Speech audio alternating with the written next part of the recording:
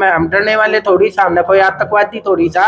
पुलवामा हमला होया देश में, 44 जवान देश के शहीद हो गए। प्रशासन वाले, पुलिस डिपार्टमेंट, ईडी, सीबीआई ये बिके हुए हैं। चुनाव आयोग भी बिका हुआ है। मैं कहती हूँ बैलेट पेपर से चुनाव करा कर देख, जब पीएम मोदी उसके गांव का मेंबर भी बन जाता, मेरे मुंह में थूक देना, ये किन्नर बोल रही है, ठीक है। ये ईवीएम बैन होना चाहिए। जिस देश में ईवीएम बना है, मशीन बनी है, उन देशों ने प्रतिबंध ईवीएम पर लगा दिया था, इंडिया में क्यों नहीं हो रहा? सभी साथियों को एकजुट होना चाहिए, एक बैनर एक झंडे के नीचे आना चाहिए। जब तक आप एक नहीं होगे, ठीक है ना, ऐसे ही बहन बेटियों के साथ अत्याचार होगा। मनीषा बहन के साथ होया, ठीक, आशिफा बहन के साथ होया, और ये बिल्किस बानो के गुनहगारों को छोड़ दिया। मैं किन्नर सोनू चोपड़ा, महम डिस्ट्रिक्ट रोहतक हरियाणा से हूँ। और आज 160 दिन के समथिंग बहन डॉक्टर रितु प्रोफेसर को जो अपने धरने पर बैठी है DU गेट 4 पर, हम बहन को के समर्थन में आए थे, लेकिन हमें गेट 4 पर जाते ही डिटेन कर लिया गया। हमारे साथ मीडिया साथी भी है, पत्रकार साथी भी है, और ये एडवोकेट भी है, और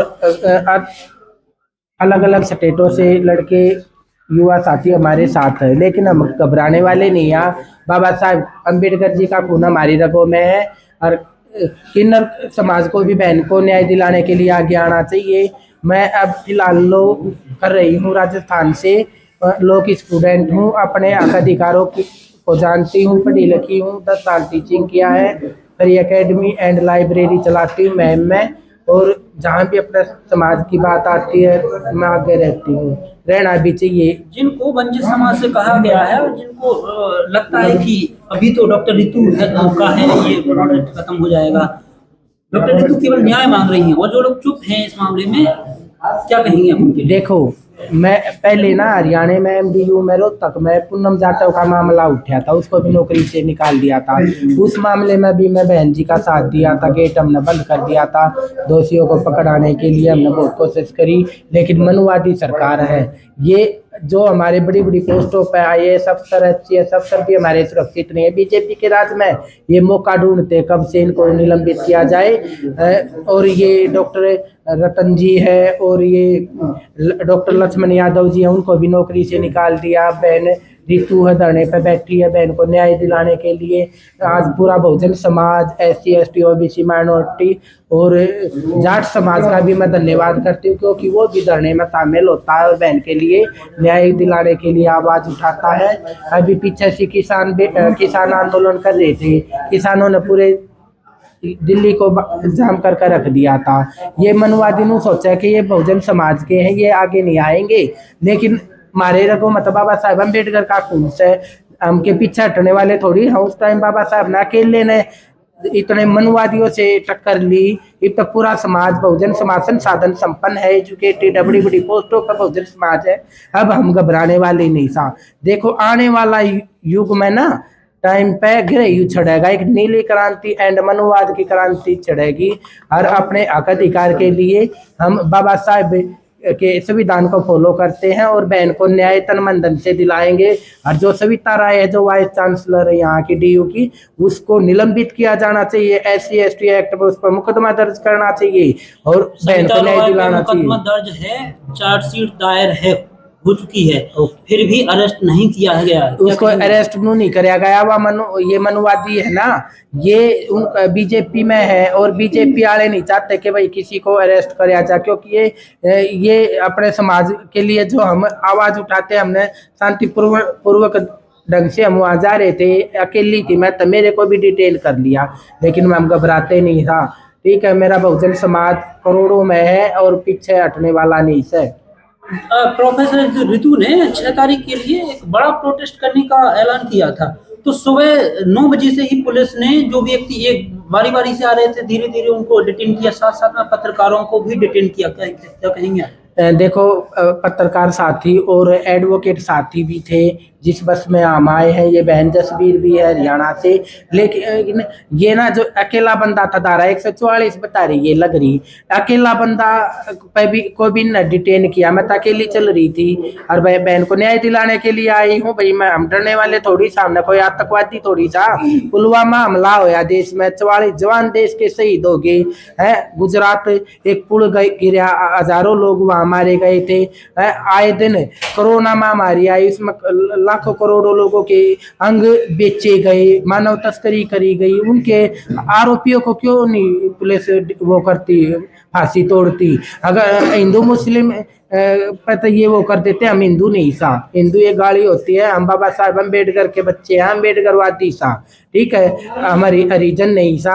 हरिजन तो वह थे जो एंशिएंट पीरियड में शुद्धिकरण प्रथा और ये सतन टैक्स, देवदासी प्रथा और ये लगती थी ना। हमारी बेटियों के साथ एंशिएंट पीरियड में बहुत अत्याचार हुए हैं, छोटी छोटी धारा बेटियों। 144 का पुलिस हवाला देती है, तो धारा 144 होने के बावजूद भी 22 जनवरी को डीयू कैंपस के अंदर राम मंदिर प्राण प्रतिष्ठा का कार्यक्रम होता है। एबीपी के लोग नारेबाजी करते हैं, तब उनके लिए धारा 144 नहीं होती है। देखो बीजेपी के लोग जब कोई अम्बेडकरवादी कोई धरना प्रदर्शन करता, जब ये धारा 144 लगाते हैं। कोई सी भी यूनिवर्सिटी में धारा 144 नहीं लग सकती जब तक वहाँ का वाइस चांसलर लिखित में नहीं देगा कि भाई धारा 144 लगाए। लेकिन ये बहन के को न्याय दिलाने में आज बहुजन समाज जाग चुका है, पूरा देश का युवा साथी आ रहा है। मैंने तो बहुत खुशी है भाई। डॉक्टर ऋतु ने एक आरोप लगाया था कि डीयू कैंपस जो एक गेट नंबर 4 है उसके जस्ट पीछे रोज आरएसएस की शाखा लगती है और नारेबाजी करते हैं, सब कुछ है। तो धारा 144 वहाँ पे क्यों नहीं लगती? उनको क्यों डिटेन नहीं करती पुलिस? वह बीजेपी के ये नए प्रशासन वाले पुलिस डिपार्टमेंट, ईडीसी, बीआई ये बिके हुए हैं। चुनाव आयोग भी बिका हुआ है। मैं कहती हूँ बैलेट पेपर से चुनाव कराकर देख, जब पीएम मोदी उसके उसकी गांव का मेंबर भी बन जाता, मेरे मुंह में थूक देना। ये किन्नर बोल रही है, ठीक है। ये ईवीएम बैन होना चाहिए। जिस देश में ईवीएम बना है, मशीन बनी है, उन देशों ने प्रतिबंध ईवीएम पर लगा दिया था। इंडिया में क्यों नहीं हो रहा? सभी साथियों को एकजुट होना चाहिए, एक बैनर एक झंडे के नीचे आना चाहिए। जब तक आप एक नहीं होगे, ठीक है ना, ऐसे ही बहन बेटियों के साथ अत्याचार होगा। मनीषा बहन के साथ होया, ठीक है, आशिफा बहन के साथ होया। अरे ये बिल्किस बानो के गुनहगारों को छोड़ दिया पुलिस ने। जिस तरह आपको डिटेन किया गया, आपका क्या गुनाह था? मेरा गुनाह ये था, मैं अकेली चल रही थी। मैं गेट 4 के लिए एड्रेस पूछा था, सर मुझे गेट 4 पर जाना है। तो उन्होंने मेरे को बोले आ जाओ, वो गाड़ी जाएगी। मैंने सोचा ले भाई वह गाड़ी जाएगी, मैं कहा मुझे छोड़ देंगे, मुझे क्या पता ये नरेला थाने में लेके आ गए। लेकिन मैं डरने वाली थोड़ी सू। मैं तो भाई सवारी गाड़ी समझ के बैठ। हाँ, मैं तो सवारी गाड़ी समझ कर बैठी थी। मैंने कह रही है मुझे ये थाने में लेकर आएंगे। तो आपने गुनाह नहीं पूछा पुलिस वालों से? मैंने पूछा, मैं लॉ की स्टूडेंट हूँ भाई। मैंने पूछा कि भाई मेरा क्या गुनाह है जो मुझे पुलिस इसमें बिठा रही सो। मैंने तो नहीं सोचे ले भाई वहाँ बिठा छोड़ेंगे गेट 4 पे, मुझे क्या पता यहाँ लेकर आ जाएंगे। यहाँ ना तो हमें पानी की कोई सुविधा, मुझे पथरी का दर्द भी रहता है। मैं कई दिन से दिक्कत है मुझे। मैंने दवाई भी मांगी कि सर मुझे दिक्कत हो रही है, मैं कल राजस्थान से कल की चल रही हूँ और मुझे भूख लग रही है। मुझे सारे अफसरों को मैंने बोल लिया, पुलिस के आला अफसरों को, सर मुझे भूख लग रही है। दवा के लिए मैंने बोला कि सर मुझसे पैसे ले जाओ, दवाई ला दो, लेकिन फिर भी नहीं ले रहे। क्या इनका ये ड्यूटी नहीं?